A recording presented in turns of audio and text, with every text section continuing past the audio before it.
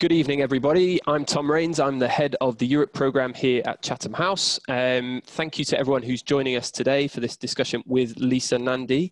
I hope you're all safe and well wherever you are. This discussion is part of a new series of online events. We're trying to seamlessly transfer our programme of events online. So we hope as many of you as possible will be able to join us over the coming weeks from wherever you are. And I hope that we'll be able to gather again in person in not too long. Lisa Nandy is one of the 3 candidates for the leadership of the Labour Party. She's been MP for Wigan since 2010 and has had a number of front bench roles since she's been in Parliament, including being Shadow Secretary of State for Energy and Climate Change, Shadow Children's Minister and Shadow Minister for Civil Society. She's also the co-founder of the think tank, the Centre for Towns, and you know, I cannot help but admire a politician who founds a think tank, being a think tank employee myself. And that was set up to ensure priority is given to the viability and prosperity of Britain's towns. And I think Lisa has become well known as a champion of the particular needs and interests and challenges that towns face. So we had originally scheduled this meeting before the severity of the current crisis was really apparent. We are meeting obviously online today in quite extraordinary circumstances with the UK and many other countries around the world under lockdown and the planet facing a health and economic crisis which without a real parallel in modern history. But our original theme of internationalism I think is still very relevant. The coronavirus has demonstrated how extraordinarily interconnected we all are, but also some of the limitations of global cooperation. And we've seen actually relatively little coordination between states as they've been trying to get to grips with the challenges that this outbreak has created. I want to give Lisa an opportunity to make some opening remarks before we have a bit of a wider conversation and then bring in everybody's questions. I hope we can get in lots of issues about where Britain stands in the world, lots of questions about how the Labour Party should be approaching foreign policy issues. But I think we might have to start with the situation that we find ourselves in today. Lisa, can I ask you, how do you feel that this current global challenge and the way that it's affected Britain's economy, what does that tell us about how we should think about internationalism? Well, I think that coronavirus has exposed a lot about this country. It's exposed a lot of our strengths, the power of our communities, the bravery of our public sector workers, the ability of most politicians, if not all, to leave behind tribalism when it really matters and pull together in the national interest. It's also exposed an extraordinary lack of resilience in our domestic affairs. We've got too many people in insecure work, we've got cash-strapped public services, we've got families with little in the way of savings and a care system that is creaking at the seams. But I think the element that I wanted to focus on today is the weaknesses that it's exposed in our international relations, because I think with a few notable exceptions, Chatham House being the obvious one, that very little attention has been paid to this so far during the coronavirus crisis. And I want to argue that this is a really dangerous moment for the world when we choose either to pull together or we break apart with serious, immediate and very devastating long-term consequences should we fail the test. I did a lecture earlier last year talking about the rise in populism and nationalism, which has propelled strongman leaders to power across the world. And against that drumbeat of othering and the weakening of global cooperation, it's not a surprise, I suppose, that far-right populists have sought to capitalise on the coronavirus pandemic, scapegoating migrants and foreigners, whether it's Salvini, who referred to the migrants landing from Africa, where the presence of the virus, he says, was confirmed, or whether it's Hungary's national security advisor, highlighting a so-called link between coronavirus and illegal immigrants, or whether it's the way in which Trump referred to the Chinese virus. We're starting to see this happen in many countries across many continents, and borders are closing. The EU resettlement programme of Syrian refugees has been halted, and yet health experts are making a different argument. The World Health Organization Director General said, "In our fractured and divided world, health is one of the few areas in which international cooperation offers the opportunity for countries to work together for a common cause. The greatest enemy we face is not the virus itself, it's the stigma that turns us against each other. We must stop stigma and hate. Because he's right, in a global world, hate is the precise opposite of the approach that we need. We need trust, and we need the humility to recognise that the global health emergency can't be solved by one country. If this crisis has taught us anything, it's that we're only as strong as our most vulnerable. And abandoning the vulnerable now is not only a moral failure, but the one way in which we would make a global crisis worse. So we should be treating as urgent the needs of 70 million people in refugee camps worldwide who have limited access to running water, cramped conditions, and no testing, where social distancing is the privilege. Food distribution is under threat there. Aid organisations are really struggling with whether to go in and risk bringing the virus or whether to walk away. State funding has been in decline for some time, and now, of course, there is much more pressure on emergency resources as charities deploy those resources elsewhere. And the risk in Europe is very great right now. On the Greek island of Chios, there are 6,000 people in a camp meant for just 1,000. There are 30 toilets and one shower for every 200 people. And when this crisis hits in the Middle East and Africa, where social distancing is far more difficult, it's very difficult to see what will happen. What are the prospects for people living in the West Bank, and particularly Gaza, where health services and medical supplies are virtually non-existent? This is why a global response is needed, but instead it seems to me that the world has taken a distinctly isolationist turn. You referenced in the opening remarks the few signs that we've had of a coordinated international response. It was only last week that the G7 eventually had a phone call together, which is in stark contrast to the 2008 global financial crash. What's more worrying to me is how many countries have opted for unilateral action on the economy and on health, and sometimes bringing us into competition with one another, most starkly in the suggestion that the USA is trying to monopolise access to a potential vaccine, turning the idea of America first into an idea of America only. And the lack of a common approach to testing, containment and economic measures is starting to have an impact on public trust. I can feel it here in Wigan already, because measures that vary so widely between countries are not readily trusted or understood by the wider population.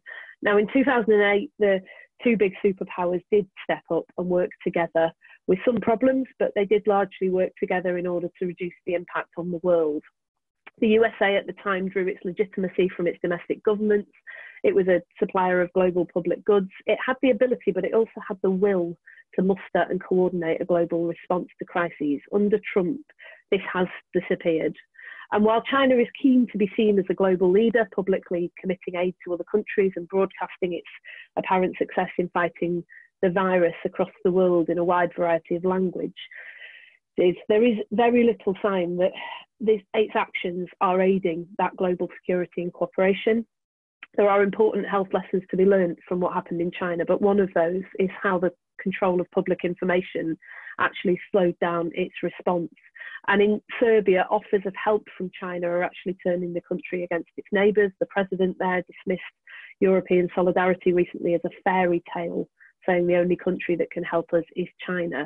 This crisis is going to test every country, every institution and every leader. And for Britain, this is really serious. The old world order where we knew our place is disappearing fast. The axis is broken down, international cooperation is harder, and the world is more fragile as a result. And I suppose what I wanted to say today is that this is a call to arms, to restate our commitment to global alliances, because something has gone really badly wrong when every country thinks they're different and every country thinks they're special in the face of a global pandemic. To restate our commitment to care for the vulnerable and the oppressed, the Syrian refugees, those in Gaza, they cannot and must not be abandoned. Now is not the moment to downplay our values, but instead to demonstrate them. And finally, to win the argument for ethical intervention. It really saddens me that this last point is something that needs to be said in the Labour Party. But we've just been through a contest where a deputy leadership candidate has pledged that Labour will hold a full ballot of members before we would take action in government to safeguard people's lives, and where a leadership candidate wrote onto a pledge card that he would ban illegal wars, consciously reopening old wounds on Iraq, and by doing so making it much harder to win the argument that in so many other instances, intervention, whether it's military, whether it's diplomatic, whether it's aid-related, matters. And we must never be a party or a country that is prepared to ignore the problems on our doorstep. And what coronavirus has shown, I think quite starkly, is that the whole world is now on our doorstep. So I'll just finally close with saying this, is that I've learned in recent years that progress is not inevitable. For my generation, I was 17 and a half when I saw my first Labour government. It was a time of Robin Cook's ethical foreign policy. It really did feel like progress was coming and that it would always come. And what I've learned as the world has unravelled in the last decade is that if you want a better future, you have to go out and fight for it. Now, I'm making the case today that that is an essential part of our fight against coronavirus, to go out and stand up for these values, for an internationalist world, for a transformed, more resilient, more compassionate, outward-looking, self-confident Britain. That is the way that we'll defeat not just this crisis, but others to come, and there will be others in the future. And this is a fight that we've got to win. Lisa, thank you very much. There's lots in there for us to bring into the conversation. You brought a real focus on those who are vulnerable, particularly to the current situation, who won't necessarily get the help that they need, about the wider kind of geopolitical context in which this challenge is happening and the particular challenges that creates, about the challenges this creates for the UK specifically, and then some interesting points at the end about what this means in a Labour Party context. So there's lots there that I would like to bring up, and I see there's also lots of questions coming in, so please keep those coming. I suppose there's a couple of things which have been notable about the responses. It's right that there has been quite a lack of coordination compared with, certainly the example in 2009 and the G20 summit, and sort of coordinated response in economic terms to the financial crisis. But what we have seen, at least on a national level, is an extraordinary level of sort of state intervention in social and economic life. And I was wondering what you think could be the lasting effects of that in the UK and internationally. Does this create opportunities in a way for sort of state-based responses to public challenges which have been harder to win a public argument for in the past?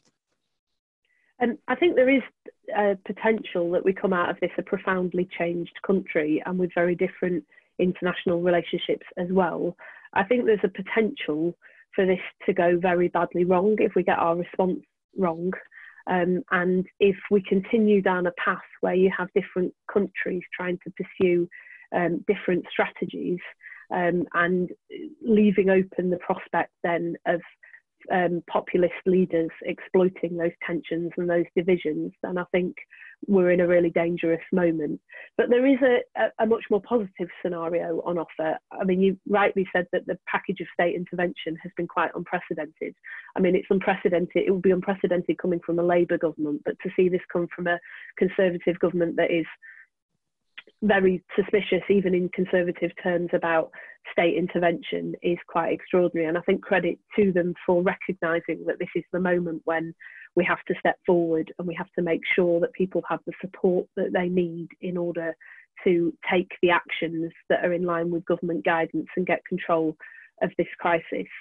And I think the most of all, the lasting impact of this will be that we may come to understand that where we've starved public services of funding, where we've spent the last 3 years, frankly, insulting our closest neighbours across the European Union and breaking a lot of, or weakening a lot of the international alliances that we have, I think we may start to understand the very real problems that presents and start to put some of that right. I mean, one good example of this, I think, is the organisation CEPI, which was set up after the Ebola outbreak in order to try to get better, faster funding for vaccines.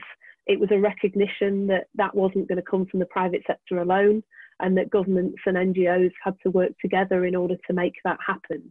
And I think that's an organisation that many people would never have heard of before now. The World Health Organization has shown real leadership in helping to deal with this crisis and helping countries to learn from one another, not just looking at the very narrow health implications, but looking at the wider economic context of this as well. And so perhaps this is the moment where we can restate our commitment to those international institutions that have been under threat. We could come out of this profoundly changed as a country and a world. And my own view is that we have to, because if we don't learn from this, there will be another of these crises, and we cannot ever again find ourselves in a situation where we're as unprepared as we are now. Do you, that's obviously, I suppose not the optimistic, but the positive outcome that could come after this crisis, that we think about international cooperation differently, that we prioritize resilience. On the flip side, what do you worry about in the next few months in terms of what the downside of that could be? You mentioned, concerns about the approach of the United States, about tensions potentially between the US and China. What do you see as the sort of main risks that the UK government and other international partners should be working to avoid? Well, I think if you listen to Macron, I think that the desire to try and pull together as a world is there, and to coordinate action amongst different countries. And I think the United Kingdom needs to step forward and make sure that we play our part in making sure that that happens. Because if you contrast that to the approach, for example, that Trump has taken in America, I think there is a very, very real prospect that we become in very stark competition to one another. And if you look at the vaccine issue and the search for a vaccine, that would be a disaster for all of us, including for the United States, because as I said in the opening remarks, we're only as strong as our most vulnerable. So I think there's a moment where Britain needs to step forward and show that level of global leadership. That's not a particularly party political point. You know, the government has been overwhelmed by this, and understandably, because of the scale of it and the fact that Britain hasn't really dealt with a crisis like this before. And, you know, any government in this situation would be trying to get on the front foot and trying to make sure that they cover all of the many things that we just haven't had to deal with before. But we do need that international response. I suppose just on a very more basic level, one of the things that concerns me is that with social distancing and self-isolation measures in place, and I think most people are trying to do the right thing and making sure that they observe them, I think there is the potential for it to cut us off from one another at precisely the moment when we need to be much more connected. And, you know, even just going out of the house, anyone who's been into a public space recently will know that people are looking at each other with real caution. It does something to you psychologically, I think, living through something like that. And that is one of the reasons why the response from charities, the arts and culture organisations is really, really important. There's this thing called Joe Wicks, which you may or may not be familiar with. If you don't have a primary school age child, you will be forgiven for not knowing what this is. But it's a PE class that a personal trainer does on YouTube every morning. And across the country, many children and parents, including me, unfortunately, are joining in with this thing. And it's enabling people to connect to one another and to take part in communal activities in a different way. Now, these things really, really matter, because those populist strongman leaders prey on people's insecurities and fears about one another. And we've got to make sure over the next few weeks and months that we stay connected and that we find every opportunity to bring out that sense of humanity. Great. I do want to come on to some broader issues which you raised in your the end of your remarks about sort of Labour's position on foreign policy, and you mentioned some of the sort of divisions that there have been in the party on different, and which are visible in the different candidates for the leadership and the deputy leadership. What do you know? Is it possible to find a foreign policy which the current Labour Party, given its membership composition, given its parliamentary composition, can unite around?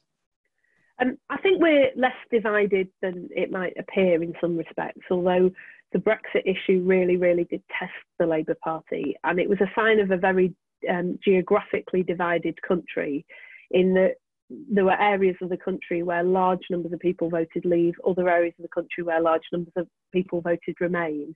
And as a consequence, it was very it was very unusual for people who were either Leave or Remain to meet one another. And I think it exposed in the Labour Party a real failure of the way that we operate, because you had members of Parliament who represent Remain areas off pursuing a second referendum that seemed inevitable and right in their parts of the country, and members of Parliament who represented areas that voted very strongly to leave, strongly opposed to that because it seemed absurd and offensive in their parts of the country. And what we'd never managed to do was actually bring people together.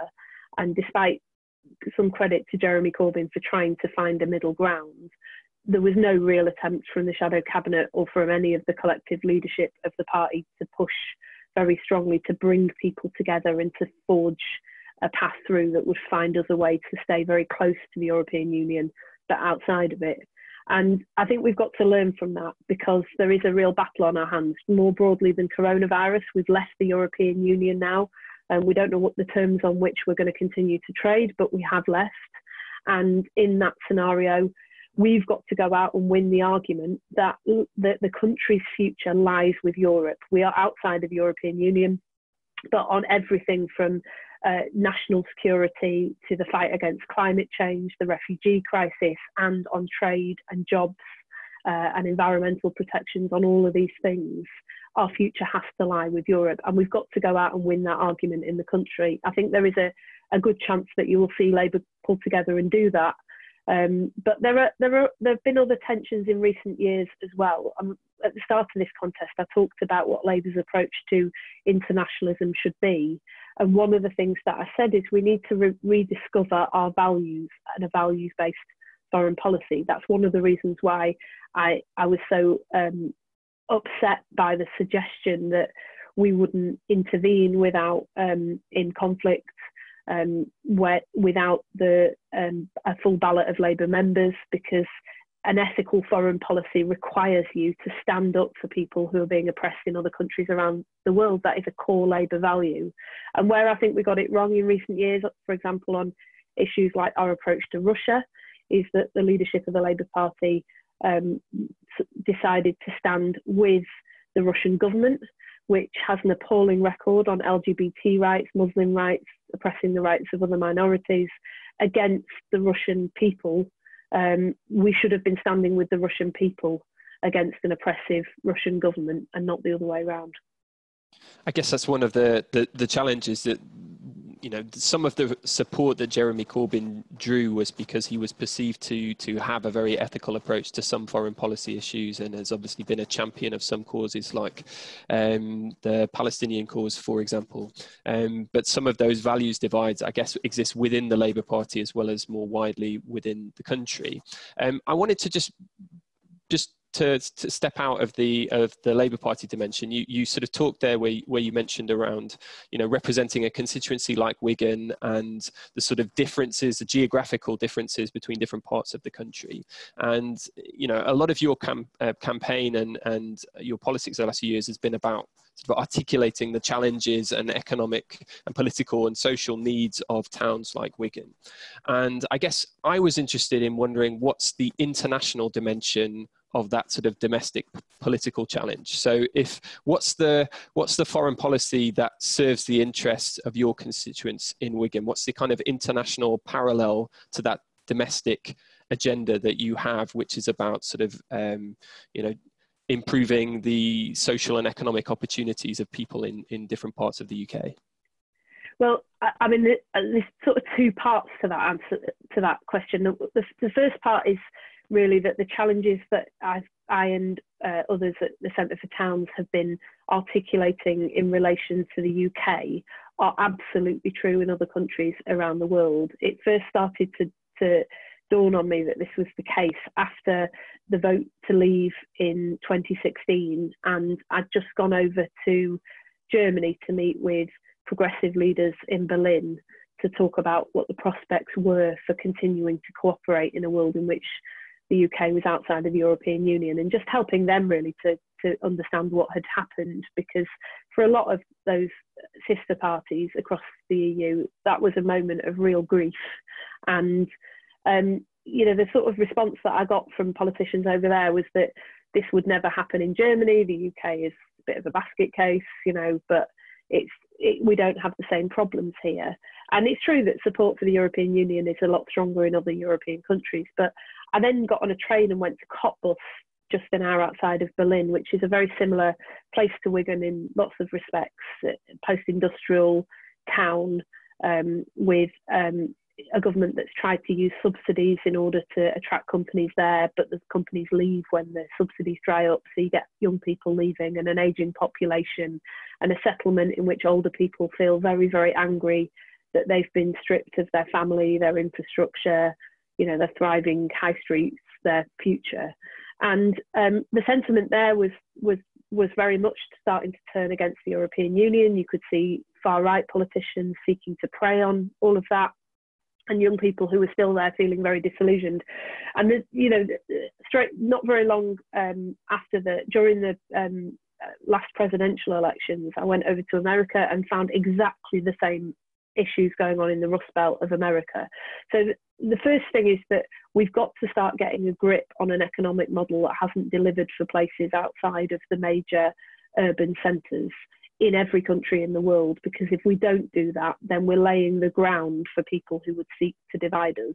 But I suppose the second question, and probably more what you were getting at, was the second part of it is that there is a parallel in terms of the growing inequalities between countries and regions of countries around the world. And I think climate change is a very good example of that, where you can see the impact of climate change much, much more strongly felt by people who are poorer, who live in less developed nations, and who are currently shut out from the levers of power across the world, so lack the means to make themselves heard at a global level in order to get the action that they need. Now, that is almost exactly parallel to what has happened within the United Kingdom and within many of those countries. And the response is the same. We've got to plug people back into the levers of power. That slogan, "Take back control," which caught the mood in towns like mine, like no other slogan in my lifetime. I think that's very much felt in countries that don't have the ability to make the change that they need urgently themselves. And this, I suppose, is an argument for those international institutions that are currently under attack, but it's also very much an argument not just for accepting those institutions as they are, but for Britain playing its part in reforming and strengthening those institutions, and particularly for making those institutions far more democratic and far more responsive to people than they've been in the past. Lisa, that was great. Thank you very much. I want to bring in some questions. There's been lots that have come through, so I'm going to throw a couple of these at you, and please keep sending them through, and I'll try and ask what we can. I'm going to resist the temptation to make the first question on foreign policy about Tony Blair, which is one of the ones that's at the top of this list. But there is one question here which is, I suppose, related directly to some of the points that you made about bringing people together on Brexit, which is from Brian Cartledge, which says, despite the EU's disappointing response to the current crisis, would a Labour government led by you apply to rejoin it? Well, I think that argument is gone, if I'm honest. I think that one of the big problems that Labour has had in the last few years is that we were fighting the last battle that had already gone, and not focusing on the one ahead of us. I mean, I've campaigned, people may know this about me, they may not, but I believe in the European Union. I would rather see Britain in the European Union. And if there was an opportunity to vote to be in it, I would vote for that again, as I did in 2016. But when that argument was lost, and it was quite comprehensively lost in many parts of the country, it was the moment when we should have pulled together and thought about how we protected close economic ties, close political cooperation with the people who are geographically nearest to us and therefore are always going to be incredibly important to us. And if we'd done that, I think we would be in a far stronger position as a country than we currently are now. The next battle is not whether you rejoin the European Union. Of course, future generations will decide whether they want to do that, and they may well decide that they do wish to do that. But the next battle is about winning the argument that our future lies with Europe. And that is the battle that we've got to go out and win. And I said before in this leadership contest, that is not a battle that is going to be won behind the dispatch box. The lesson of the last few years is that we should never have allowed it to get to the point in this country where lifelong socialists in many, many parts of the country felt that the European Union was part of the problem and not part of the solution. So we've got to get out into the country and win that argument with the people, especially where it's hard. All right, thanks very much. So another question has come in from Sam Johnson, which is about the integrated foreign policy, security and defence review, which the government is doing at the moment. One of the ideas that's been floated is around the role of the Department for International Development.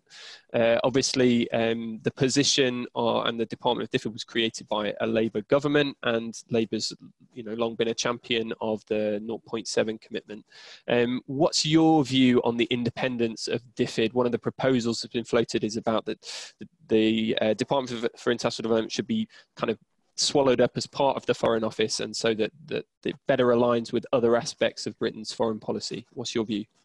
So I think DFID independence is really important. It gives aid and mutual assistance, state support, a very strong role within the cabinet. And I think that's really important. I'm chair of Labour Friends of Palestine in the Middle East, and I've spent the last 10 years reasonably involved in those issues as the vice chair and then chair for the last 8 years. And one of the things that is clear is that DFID has a very good reputation amongst many refugees and oppressed people across the world. And that is really important, especially when you've had foreign policy interventions, for example, the Iraq War, that are still felt in those areas. I was very opposed to the Iraq War, and I think the damage that it has done has been, in the way that Britain is perceived by many people in the world, is undeniable.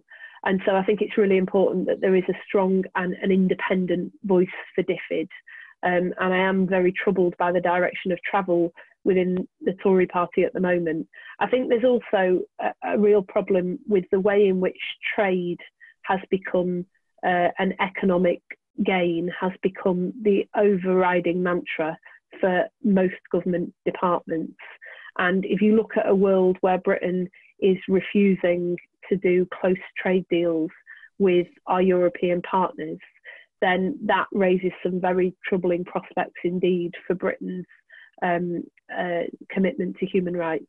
And so this is the moment, I think, where Labour really has to step up and step forward and start to defend some of those institutions and the values that lie behind them over the next few months. That allows me to seamlessly bring in another question that we've had, which is from Corinne Lubica, which is about, if Trump wins the second term, how would the Labour Party plan to manage US-UK relations? You mentioned there about your criticism of some of the way in which the government has approached the powers of an independent trade policy. How would you approach relations with the US under Trump, and how would that fit into a larger sort of progressive vision of an independent UK trade policy? And so I think the row that we've been having over Huawei shows the problems that the UK is going to face moving forward. So the first thing I would say is that a Labour party, Labour government led by me, would be seeking the closest possible relationship with the European Union. It's important on a domestic level in order to protect things like the minimum wage, health and safety laws. These are 100 years of labour rights that we fought for in the labour movement. And if we want to defend those things, working closely with the European Union offers our best opportunities. But it's also because we've seen the dangers, I think, of chasing a trade deal with the US. It might have seemed sensible with a different leadership, but America's taken a distinctly protectionist tone in recent years. And if Trump wins a second term, there's no sign at all that that's going to disappear. So we need to be in a much stronger position in terms of the relationship that we have, so that we can stand up for our values and make sure those values permeate that relationship. There was some suggestion a while ago in the Labour Party that we shouldn't even be talking to the Americans. I have to say, I think that's a nonsense. Of course, we should be talking to the Americans. They're one of the world's superpowers, and they have the potential to have an enormous impact on the United Kingdom, as we're seeing with the coronavirus pandemic at the moment. But the relationship that we have has to be based on our values, and it's one of the reasons why I said at the start of this campaign that we shouldn't be seeking to do trade deals with countries that won't sign up to the Paris Agreement. Climate change is an issue that threatens us all, and we should be using our leverage as a country in order to level up those provisions across the world rather than allow them to be reduced. Thanks very much. I'm going to keep the questions coming. So there's one here from Chris Doyle, which is about Labour's position on Syria. Obviously, that's been a divisive issue at various points in terms of how the UK should respond to the humanitarian crisis in Syria. It's obviously split parts of the party. What's your view on how the UK should approach that? Would you do things differently to the current UK government's approach? So I think there are three things that we need to do first. And actually, Chris is, I think I know Chris, and Chris's question is a good opportunity to say that I've actually been surprised at how little this has come up during the Labour leadership contest. I think I've been asked 50 times what my view of Meghan Markle is. I don't actually think I've been asked about Syria more than once. So it's something that we're going to have to fight to make sure remains on the political agenda, especially with what's happening with coronavirus. There's a very real prospect that the world just forgets, and we can't allow that to happen. So I think the first thing to say is that I am very concerned about the fact that the EU settlement programme has been suspended. I do understand that the government and governments are trying to take measures in order to alleviate the pressure on parts of government in order to free up resources for coronavirus. But it strikes me that this is going to be a really hard thing to get back up and running, particularly given the way in which some leaders are seeking to exploit this crisis at the moment to argue for closed borders. So the first thing that we've got to do is make sure that as soon as possible that resettlement programme gets back up and running.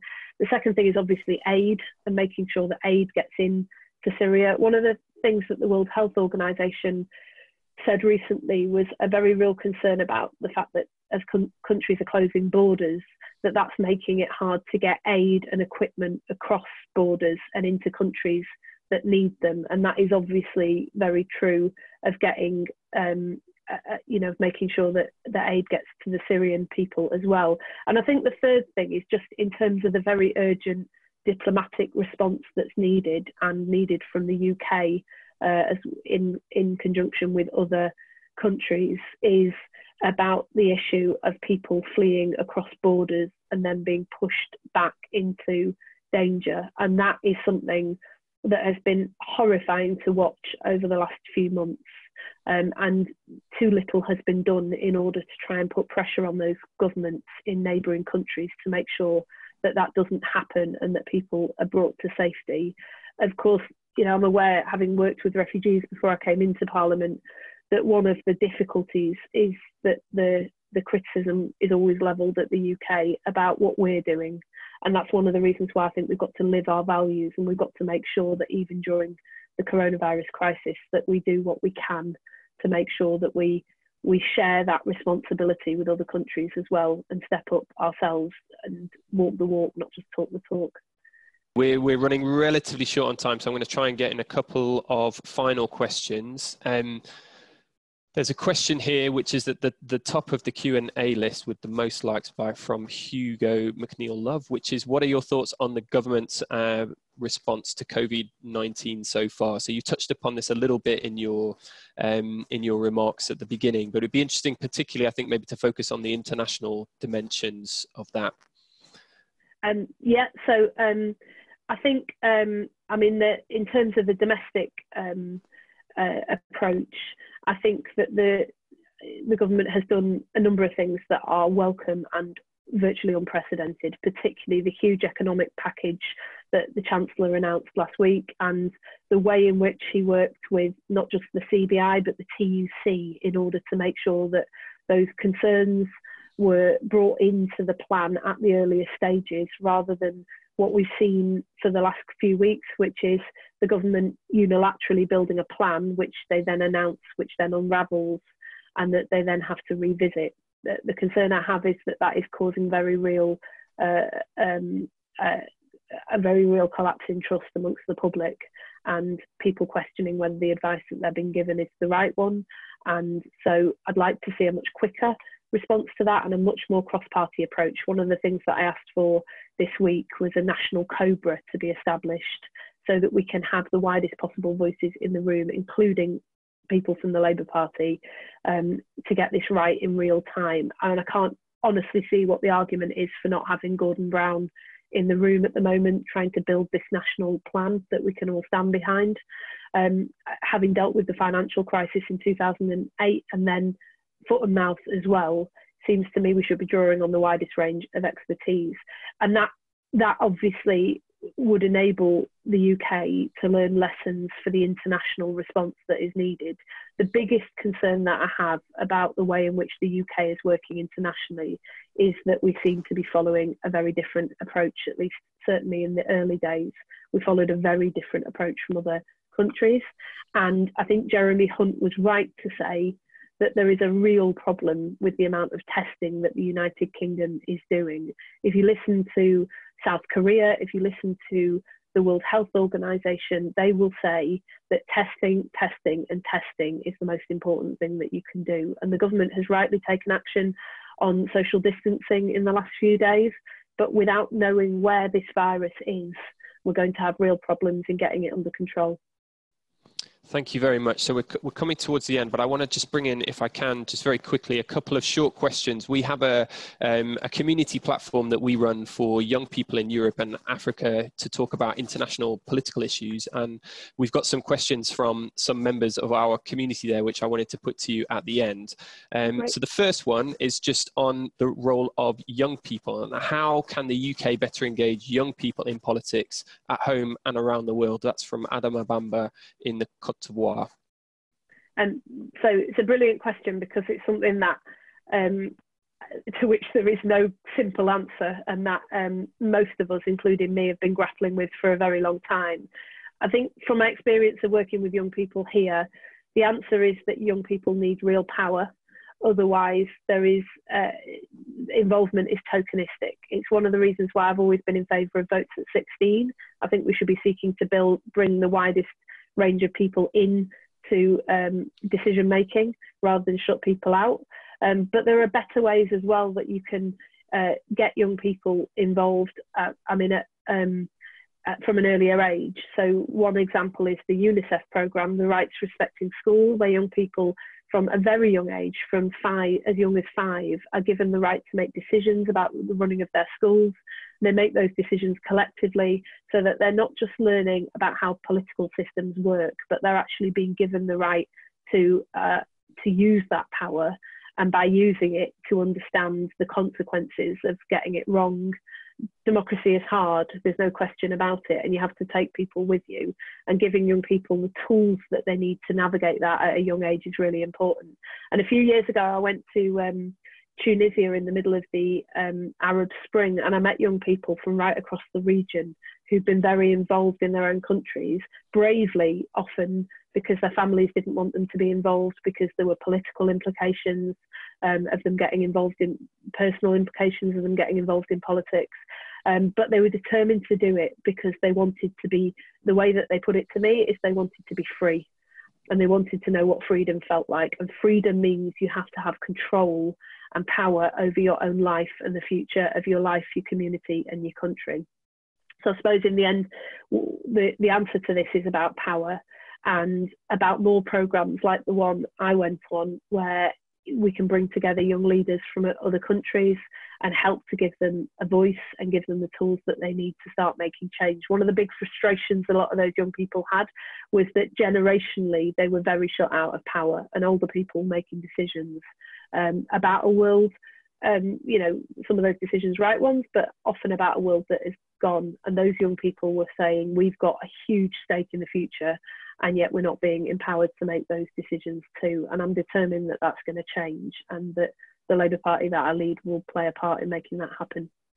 Great, thank you very much. Now, in the last minute, this is a chance to perfectly summarise your message, and it's a question from Madeline Blidaru in Romania, who said, what is the UK Labour Party's message on international cooperation in our current time of coronavirus? And that we're here, and that we believe in working with people across the world in order to raise us up together. It says on the back of our pledge card, our membership card in the Labour Party, that by the strength of our common endeavour, we achieve more than we achieve alone. And that couldn't be more true now globally, not just with coronavirus, but with climate change, with the mass movement and displacement of people around the world. All of this is more important now. It feels more important to me than it ever has been in my lifetime. And I am determined that Labour is going to live up to its internationalist values. Lisa, thank you very much. Thank you to everyone who joined us. You've managed a setting sun in Wigan. It's got progressively darker in the background as you've gone, and you've been undeterred. Thank you for all of those answers on so many different topics. We really appreciate your time. Thank you to everyone who logged in and watched and listened and proposed questions. Sorry, I couldn't get through everybody's. Please keep an eye on future events here. We have lots going on despite not being able to meet in the building. And I hope, Lisa, we can welcome you back to Chatham House sometime when we are back open in person. Lovely. Thanks so much, everyone. Cheers. All right, take care. Thank you. Bye-bye. Bye.